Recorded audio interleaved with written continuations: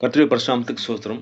நம்ம கிறிஸ்தவங்கிட்ட ஒரு கெட்ட பழக்கம் என்னன்னா, நம்ம ஒரு காரியம் சொல்லுவோம். இத செய்யாத, இத செஞ்சா இப்படி நடக்கும்னு நம்ம சொல்லுவோம். அத கேட்காம அத செஞ்சுட்டு வரும்போது, அதுக்கு ஒரு பிரதிபலன் வரும். அந்த பிரதிபலன் அடையும்போது நம்ம என்ன சொல்லுவோம், "நான் அப்பவே சொன்னேன்ல, நீ கேட்டியா?"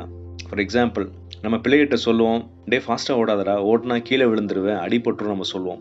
நம்ம பிள்ளைகள் கேட்காம என்ன பண்ணுவாங்கன்னா, ஓடி போய் விழுந்து, முட்டி, கை, கால்னு அடி வாங்கிட்டு வருவாங்க. உடனே நம்ம என்ன சொல்லுவோம், "நான் சொன்னேன்ல, நீ கேட்டியா? அப்பவே சொன்னேன்ல, நீ கேட்கலல்ல. அதனால தான் இப்படி ஆயிடுச்சு." அப்படின்னு சொல்லி நம்ம பிள்ளைகள்ட்ட சொல்லுவோம். இதுல 2 காரியம் இருக்குங்க. ஒண்ணு வந்து நம்ம பிள்ளைகளுக்கு அடிபட்டுருச்சேன்னு ஒரு வருத்தம். 2வது வந்து நான் சொல்லி கேட்கலங்கிறது ஒரு கோபம். இல்ல இது வந்து ஒரு சாதாரண மனுஷன். ஆனா நம்ம கர்த்தராகிய இயேசு கிறிஸ்துவ நம்ம பார்க்கிறோம் வேதத்துல. யூதாஸ் காட்டி கொடுத்துட்டாரு. காட்டி கொடுத்துட்டு இயேசு கிறிஸ்து வந்து அந்த பிரதான ஆசாரியன் வீட்டுக்கு கூட்டிட்டு போயிட்டாங்க. கூட்டிட்டு போறதுக்கு முன்னாடியே வந்து பேதுருட்ட சொல்லியிருப்பாரு. பேதுரு, நீ வந்து சேவல் கூவுறதுக்கு முன்னாடி நீ 3 தடவை என்ன மறுதலிப்ப. சாத்தான் வந்து கடவுள்ட்ட பெர்மிஷன் வாங்கியிருக்கிறான். நான் ஜெபிச்சுக்கிறேன். உன்னுடைய விசுவாசம் போகாதபடி நான் ஜெபிச்சுக்கிறேன்னு சொல்லி சொல்லுவார். அப்ப அவர் சொல்லுவார், இல்ல கடவுளே, நான் சாவிலும் உங்கள பின்தொடர்றேன்னு சொல்லி தைரியமா சொல்லுவார். ஆனா கரெக்ட்டா அந்த 3 தடவ அவர் என்ன பண்ணிருவாரு, மறுதலிச்சுருவார். உடனே சேவல் கூவும். சேவல் கூவுன உடனே இயேசு கிறிஸ்து திரும்பி பார்ப்பார். இல்ல அந்த வசனத்த உங்களுக்கு நான் வாசிக்கிறேனே. லூக்கா 22:61. அப்பொழுது கர்த்தர் திரும்பி பேதுருவை நோக்கி பார்த்தார்.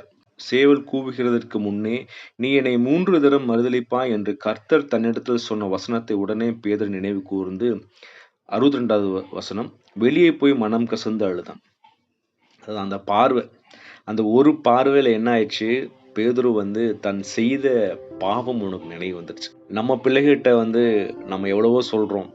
ஆனா நம்ம பிள்ளைகள் மறுபடியும் அதே தான் தப்பு செய்றாங்க. இல்ல.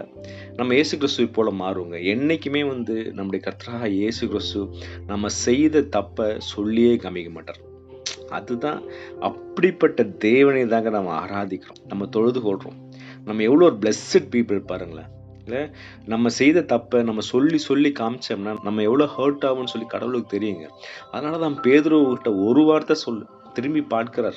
அதே பேதுருகிட்ட கடவுள் மறுபடியும் மறுபடியும் கேட்கிறார். நீ என்னிடத்துல அன்பா இருக்கிறாயா? நீ என்னிடத்துல அன்பா இருக்கிறாயான்னு சொல்லி 3 முறை கேட்கிறாருங்க. நம்மளா இருந்தா என்ன பண்ணுவோம்? நம்மளுக்கு தெரியாதுன்னு யாராவது சொன்னா என்ன பண்ணுவோம்? போயா இவன் கிடக்குறான். இவங்கிட்டலாம் போய் பேசணுமா? அப்படின்னு சொல்லுவோம். ஆனா இயேசு கிறிஸ்து பாருங்க, உயிர்த்தெழுந்து 3 முறை பேதுருகிட்ட பேசுறாருங்க. 3 தடவை காட்சி அளிக்கிறார். 3 தடவை கேட்கிறார், என் ஆடுகளை மேய்ப்பாயா? என் மேல் அன்பா இருக்கிறாயா? அதுதான் இயேசு கிறிஸ்து. அந்த அன்பு தாங்க நம்மள வந்து கடவுளை நோக்கி இழுக்குது. அவர் சொல்றார்ல, உன்னுடைய பாவம் வந்து கிழக்குக்கும் மேற்குக்கும் எவ்வளவு தூரமோ அவ்வளவு தூரமா உன்னை தூக்கி போட்டுட்டேன்.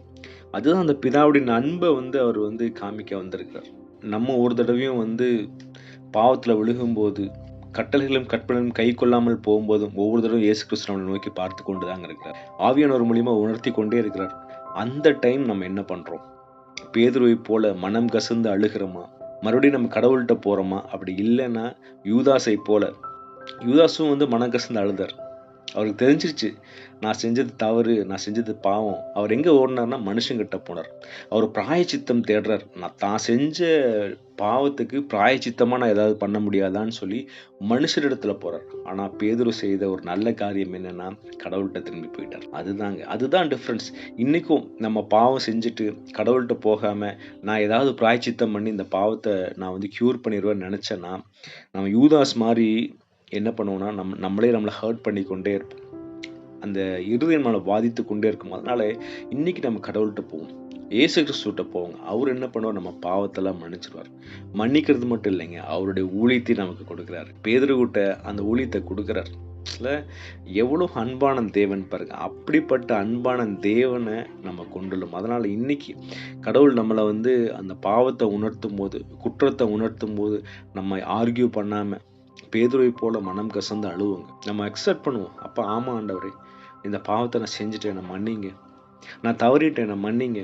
எனக்கு ஹெல்ப் பண்ணுங்க கடவுளே. அப்படின்னு சொல்லி கடவுள்கிட்ட நம்ம கேட்கும்போது, கடவுள் அழகா, பரவாயில்லப்பா எந்திரி, உனக்கு நான் தேற்றல் கொடுக்குறேன். அவர் கூட இருப்பார். நீ நெக்ஸ்ட் டைம் நீ பாவத்துல விழுறதுக்கு முன்னாடியே அவர் சொல்லுவார். நீ என்ன பண்ணு, விழுறதுக்கு முன்னாடியே நீ என்ன பண்ணு, தள்ளி வந்துரு. அந்த இடத்துக்கு போயிடாதன்னு சொல்லி ஆவியானவர் நமக்கு கொடுத்துருவாருங்க. ஆவியானவர் நமக்கு வந்துட்டு அந்த பலன் வந்துடும். அந்த பாவத்துல விழுகிறதுக்கு முன்னாடியே நம்ம வெளியே வந்துடும். அதனால இன்னைக்கு நம்ம யூதாசை போல மனுஷங்களிடத்துல போக வேண்டாங்க. பாவம் செஞ்சுட்டு மனுஷங்கிட்ட போய் நான் ஏதாவது பிராயச்சித்தம் தேடுறேன்னு சொல்லி போகாமல் கடவுள்கிட்ட போவோம். கடவுள்கிட்ட போனோம்னா கடவுள் நம்மளை வந்து அப்படியே அன்பாக எடுத்துக்குவார். அதனால் இன்னைக்கு கடவுள் நமக்கு கொடுத்த இந்த உன்னத அழைப்பு, தேவனை பின்பற்றுகிறதே ஒரு உன்னத அழைப்பு தாங்க. இயேசு கிறிஸ்துவை நம்ம ஏற்றுக்கொண்டு அவரை பின்பற்றுகிறதே ஒரு உன்னத அழைப்பு. நம்ம உண்மையாக அவருக்கு பின்னாடி போவோம். அப்போ கண்டிப்பாக தேவன் நம்மளை பார்த்து ரொம்ப ஹாப்பியாகிடுவார். அதுதான் நம்ம வாழ்க்கையோட எய்மாக இருக்கும். நம்மளை பார்த்து ஒவ்வொரு கணமும் இவன் என்னுடைய பையன், இவன் என்னுடைய பொண்ணுன்னு சொல்கிற அந்த ஹாப்பினஸ் நம்ம கடவுளுக்கு கொடுப்போங்க. கர்த்தர் நம்மை ஆசீர்வதிப்பாராக. ஆமென்.